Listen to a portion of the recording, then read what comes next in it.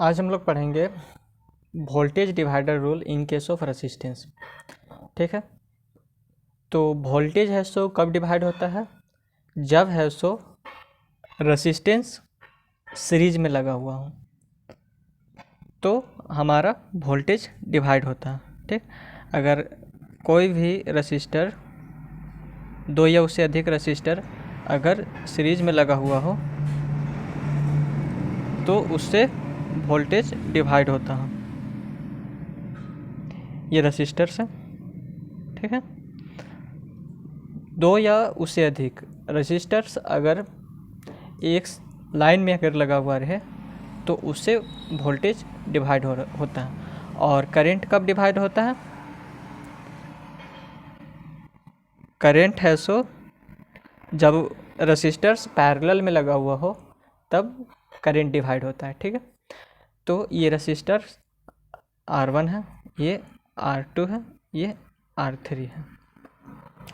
तो हमें पता करना है कि V1 से कितना रेसिस्टेंस, मतलब V1 से कितना वोल्टेज है सो डिवाइड हो रहा है, V2 में कितना वोल्टेज डिवाइड हो रहा है और V3 में कितना वोल्टेज डिवाइड हो रहा है। ठीक, इसमें करंट I जा रहा है, I फ्लो कर रहा है। ठीक है, तो अगर हम इसका R इक्विवेलेंट निकालते थे, R इक्विवेलेंट यानी कि ये जो R इक्विवेलेंट है हमारा, R इक्विवेलेंट अगर यहाँ से V1 ट्रांसफ़र कर रहा है, यहाँ से V2 और यहाँ से V3, यानी कि यहाँ का पोटेंशियल डिफरेंस V1 है R1 का, इसका पोटेंशियल डिफरेंस V2 है, इसका पोटेंशियल डिफरेंस V3 है। ठीक, तो ये जो वोल्टेज है ये V है, तो यहाँ पर कितना इसका पोटेंशियल डिफरेंस कितना हो जाएगा? V। ठीक, और इससे करंट कितना फ्लो हो रहा है? I। तो हम अगर R इक्विवेलेंट निकालते थे इन सीरीज कम्बिनेशन में, R इक्विवेलेंट जब निकालते थे तो हमारा क्या निकलता था? That is R equivalent is equals to R1 plus R2 plus R3, यानी कि इसके बराबर हम इन तीनों का सम लिखते थे। ठीक है, तो ये हमारा R इक्विवेलेंट हो गया। तो V इज इक्वल्स टू हमारा क्या होता है? V इज इक्वल्स टू हमारा होता है I R इक्विवेलेंट। ठीक, तो I का वैल्यू अगर हम निकलाएंगे तो I इज इक्वल्स टू क्या हो जाएगा हमारा? V upon R equivalent. ठीक, तो R इक्विवेलेंट हमारा क्या है? R1 plus R2 plus R3। तो इसको पुट कर देंगे R इक्विवेलेंट के जगह, R1 plus R2 plus R3। तो हमको निकालना है कि प्रत्येक रेसिस्टेंस से कितना, मतलब वोल्टेज है सो डिवाइड हो रहा है। ठीक, V1 से R1 रेसिस्टेंस में V1 कितना वोल्टेज डिवाइड हो रहा है, V2 कितना वोल्टेज डिवाइड हो रहा है और V3 कितना वोल्टेज डिवाइड हो रहा है रेसिस्टेंस के केस में। ठीक है ना, तो सबसे पहले हम V1 निकलेंगे। तो V1 इज इक्वल्स टू हमारा क्या होता है? हम जानते हैं कि V is equals to IR होता है। ठीक है, तो V1 इज इक्वल्स टू हम क्या लिखेंगे? V1 is equals to IR1। R1 के रेसिस्टेंस R1 हमारा है और V1 ये है।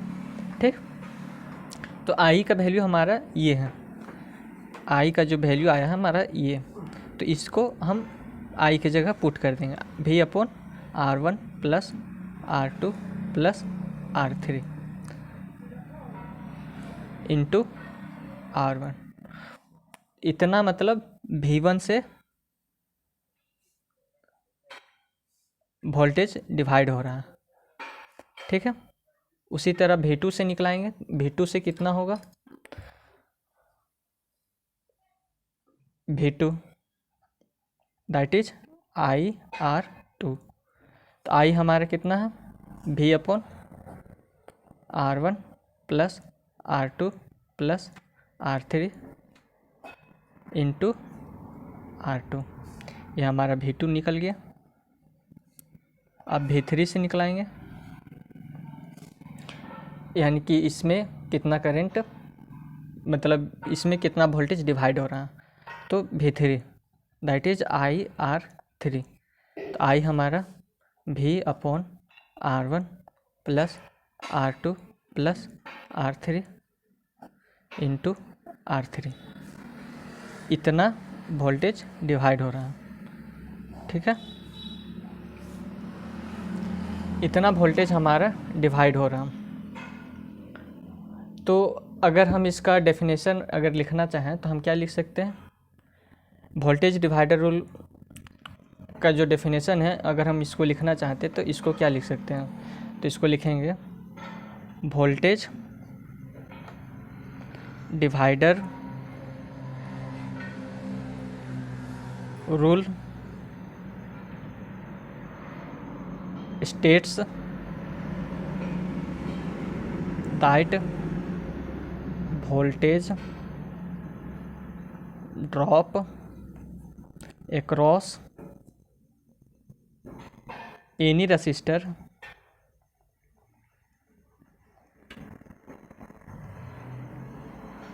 in a series is proportional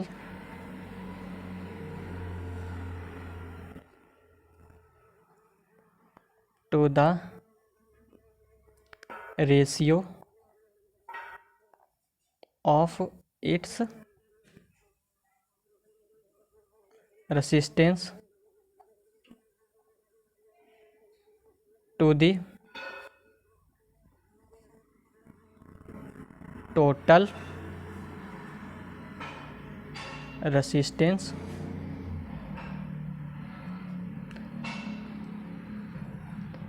of the series circuit. यानी कि वोल्टेज डिवाइडर रूल हमारा कहता है कि voltage drop across any resistor, यानी कि कोई भी रसिस्टर से अगर हमारा वोल्टेज ड्रॉप होता है, ठीक है, कोई भी रसिस्टर से हमारा वोल्टेज ड्रॉप होता है, in a series is proportional to the ratio of its resistance to the total resistance of the series circuit. जैसे कि देखिए, अगर V1 से अगर वोल्टेज ड्रॉप हो रहा है सीरीज में, तो किसके प्रोपोर्शनल है, इसके रेसिस्टेंस के, और इसके रेसिस्टेंस रेशियो अपॉन, मतलब ratio of its resistance to the total resistance of the series circuit. ये जो V1 है, इसमें जो वोल्टेज ड्रॉप हो रहा है दैट इज V, और इसमें जो रेसिस्टेंस है R1 अपॉन जो इसका टोटल रेशियो है R1 plus R2 plus R3, इसमें हमारा जो है वोल्टेज डिवाइड हो रहा है। ठीक है, तो ये इसका स्टेटमेंट हो गया। अब क्वेश्चन इसका देखते हैं कि इसका क्वेश्चन हम लोग कैसे सॉल्व करेंगे। तो जैसे कि तीन रसिस्टर को लगाते हैं सबसे पहले। ठीक, पहला रेसिस्टर, दूसरा रेसिस्टर, ये हमारा तीसरा रेसिस्टर। ठीक है, इसमें मान लीजिए कि कितना वोल्टेज मिल रहा है इसको, 12 वोल्ट का बैटरी लगा हुआ है, 12 वोल्ट का, ये पॉजिटिव है नेगेटिव, इधर से करंट आई फ्लो हो रहा है। हम मान लेते हैं कि इसमें R1 इज इक्वल्स टू हमारा है, R1 इज इक्वल्स टू हमारा है 2 ओम, R2 इज इक्वल्स टू है हमारा 3 ओम, और R3 इज इक्वल्स टू है हमारा 4 ओम, और इसमें वोल्टेज कितना है, 12 वोल्ट। ठीक है, तो इसमें हम डायरेक्ट ये फॉर्मूला को लगाएंगे। V1 का फॉर्मूला हमारा क्या है, V1 का फॉर्मूला हमारा दैट इज, इसमें से कितना, मतलब इसका जो पोटेंशियल डिफरेंस होगा वो V1 है, करंट डिवाइड हो रहा है, ये V2 में डिवाइड हो रहा है, ये V3 में डिवाइड हो रहा है। ठीक, तो V1 इज इक्वल्स टू हमारा कितना है, ये V1 है हमारा, ये जो है V1 है हमारा, तो V1 इज इक्वल्स टू हम क्या लिखेंगे, V upon R1 plus R2 plus R3 into R1। इसका मतलब है कि जितना पोटेंशियल जितना वोल्ट इसमें है यानी कि total volt multiplied by resistance R1 upon total resistance R1 plus R2 plus R3। तो इसका टोटल रेसिस्टेंस कितना हो जाएगा, that is R equivalent is equals to R1 plus R2 plus R3। कितना हो जाएगा, 2 + 3 + 4 कितना हो, 3 × 2 = 5, 5 × 4 = 9 ओम। ठीक है, तो V1 हमारा कितना आ जाएगा, V है हमारा 12 वोल्ट इंटू 9 डिवाइडेड बाय इस इंटू 2, R1 हमारा 2 ओम है। ठीक है, divided by R1 plus R2 plus R3। तो R1 R2 और R3 हमारा कितना है, R1 R2 और R3 हमारा जो है वह है 2 ओम। तो इस नहीं 9 ओम है, यहाँ 9 लिख दिए। तो 12 दूनी 24 अपॉन 9 वोल्ट, इतना वोल्ट इसमें से डिवाइड हो रहा है। ठीक, उसी तरह V2 निकलाएंगे। तो V2 इज इक्वल्स टू हमारा क्या हो जाएगा, V अपॉन में total resistance R1 plus R2 plus R3 into R2। ठीक, तो V हमारे कितना है 12 इंटू 3 अपॉन में ये जो total resistance R1 plus R2 9, तो 12 × 36 अपॉन 9 वोल्ट इसमें से डिवाइड हो रहा है। उसी तरह V3 निकालेंगे, that is equals to V upon R1 plus R2 plus R3 into R3 ये, उसके बाद 12 इंटू 4 अपॉन में 9, 12 × 4 = 48 अपॉन 9 वोल्ट। यानी कि R1 से इतना वोल्ट जा रहा है, इतना वोल्टेज डिवाइड हो रहा है, R2 से इतना वोल्टेज डिवाइड हो रहा है इतना, और R3 से इतना। ठीक है, इस तरह से इसको सॉल्व करना है। बस आज के लिए इतना है। अगर आपको यह वीडियो अच्छा लगा तो इसको लाइक, सब्सक्राइब और शेयर ज़रूर कीजिएगा।